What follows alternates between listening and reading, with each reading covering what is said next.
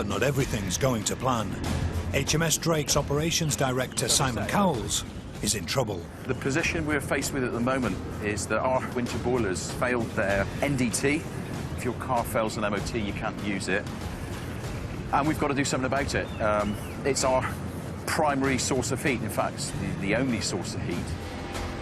This morning, an NDT, or non-destructive test, has revealed small cracks in all of HMS Drake's gas-fire boilers.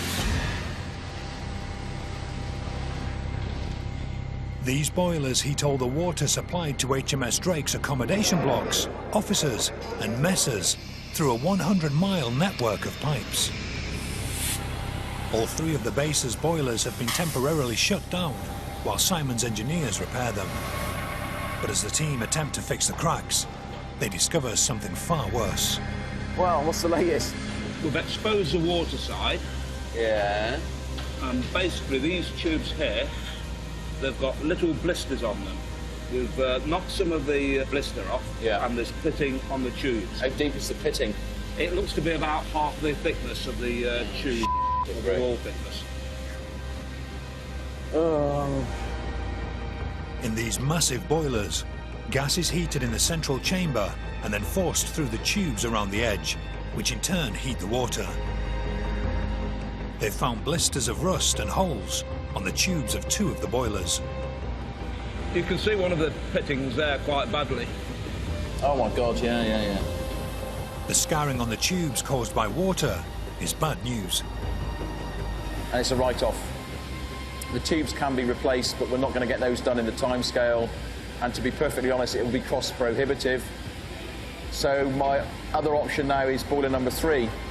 The third boiler is a reserve boiler, and it's Simon's only hope of restoring heating and hot water in time for the arrival of Bulwark's not returning to family. They are off to the accommodation blocks in HMS Drake, where the reception isn't quite as warm. The Navy at the moment, blissfully unaware that actually there's no potential for them to have heating. Operations Director Simon Cowles is in the boiler house. HMS Drake relies on 3 boilers for its heating and hot water, but corrosion has put 2 of them permanently out of action. So my other option now is boiler number 3.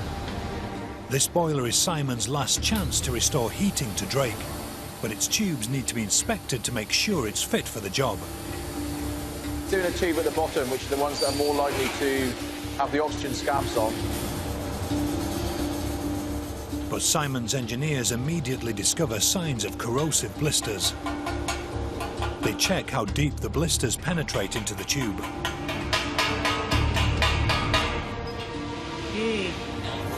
The news is not good. It's deeper, isn't it? I don't think there's any mileage in taking another ton out. You know? No.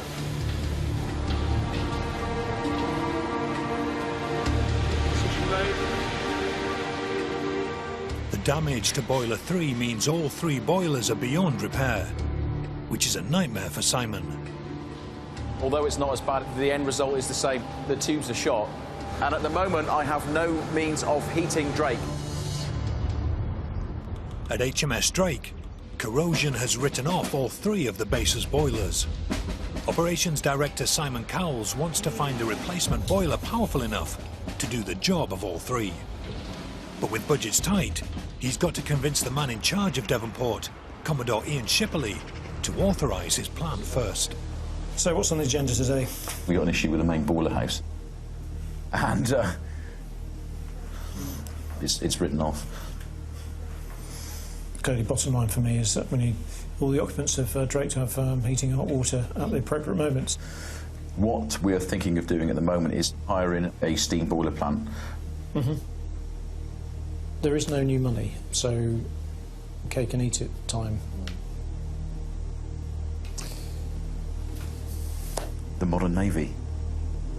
With authorisation from the boss, now all Simon's got to do is find a boiler big enough to heat the base on the budget available.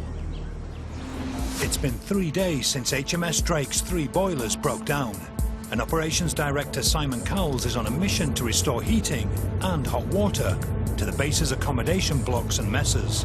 It's a big operation, And in true military style, he's given it a code name. Op resurgam, which is a biblical term meaning I shall rise again. Out of the flames rises the phoenix, and in our case, out of the flames rises the boiler. I hope it doesn't go up in flames. That would be mental. I don't want that happening. Simons had to hire in a massive 25-ton replacement boiler. The first big hurdle is getting this behemoth of a boiler on site, getting it installed. It's not a case of just picking it up and dropping it straight down. The boiler will actually sit halfway in and halfway out of the boiler house, which makes it a complex lift. There's a lot on this. At 8 metres long and 5 metres wide, it's a beast of a machine. Simon has to ensure the huge boiler has a clear path from the gate to the boiler house. Andy said, can we set the roadblock up now? They're doing it now. They're doing it now, OK. Yeah. Morning, Dave. Dave, can we shift ML13 from out the front of the boiler house? Because it's going to be coming down any time now, and that's the only vehicle that's still in the road. The lorry carrying the boiler barely makes it through the security gate, but Simon's convinced it will fit into the boiler house. I have measured it 3 times. It has been measured in total, besides me, 8 times. If it doesn't fit, God only knows why. In an effort to solve HMS Drake's heating crisis, Simon Cowles has found a replacement boiler, and he's hired a mobile crane to fit it into the base's boiler room. It's a weird feeling, really. Nervous tinged with excitement. The most challenging part of this whole manoeuvre will be getting it through the boiler house door without damaging its control panel. That'll be another pinch point getting it in, making sure that that control panel, they don't nudge it, touch it in any way, shape or form. It's the critical bit because the control panel side is now going to go in. The crane driver and ground team edge the boiler into position. As they guide it towards the doorway, the team have only centimetres of clearance to work with. And it's swinging precariously close to the wall. Oh, that panel cannot hit that. The team decide the safest way of manoeuvring the boiler from here is to lower it onto wheels and move it manually.